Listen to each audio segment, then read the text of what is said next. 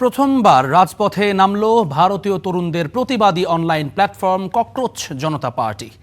এরই মধ্যে হাজার হাজার তরুণ অংশ নিয়েছে নয়াদিল্লির সমাবেশে। সকালে যুক্তরাষ্ট্র থেকে ফিরে তরুণদের সঙ্গে প্রতিবাদ সমাবেশে যোগ দেন প্ল্যাটফর্মটির প্রধান উদ্যোক্তা অভিজিৎ দীপ। হাজারো কণ্ঠে স্লোগান উঠছে শিক্ষামন্ত্রীর পদত্যাগের। আশপাশের একাধিক দেশে তরুণদের আন্দোলন হলেও ভারতে এটিই প্রথম কোনো জেনজি আন্দোলন। সমাবেশ ঘিরে মোতায়েন করা হয়েছে 1000-এর বেশি পুলিশ সদস্য। ককরোচ পার্টি জিন্দাবাদ এমন স্লোগানে উত্তাল হয়ে ওঠে নয়াদিল্লির যন্তর মন্তরের এলাকা।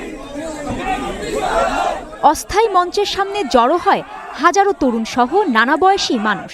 তাদের একটাই দাবি, ভারতের কেন্দ্রীয় শিক্ষামন্ত্রী ধর্মেন্দ্র প্রধানের পদত্যাগ।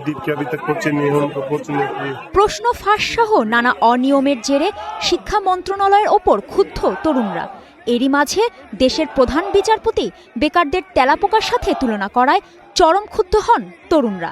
গড়ে তোলেন প্রতিবাদী অনলাইন প্ল্যাটফর্ম ককরোচ জনতা পার্টি বা তেলাপোকার দল।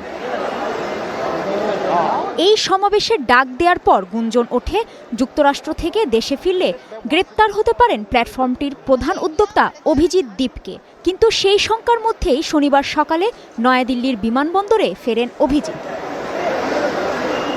তার দেশে ফেরা ঘিরে আগেই বিমানবন্দরে জড়ো হন তার শত শত সমর্থক। পরিস্থিতি নিয়ন্ত্রণে বাড়তি নিরাপত্তা বাহিনী মোতায়েন করে প্রশাসন। এ সময় পুলিশি পাহারায় তাকে একটি বই হাতে বেরিয়ে আসতে দেখা যায়। এ সময় দেশটির প্রধানমন্ত্রী নরেন্দ্র মোদী বিরোধী স্লোগানও দেন দীপকের সমর্থকরা।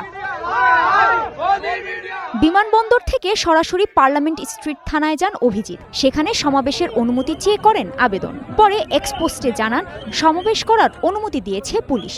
থানায় না গিয়ে সমাবেশ স্থলে যাওয়ার আহ্বান জানান তিনি। সমাবেশ শুরু হয় সকাল 10টায়।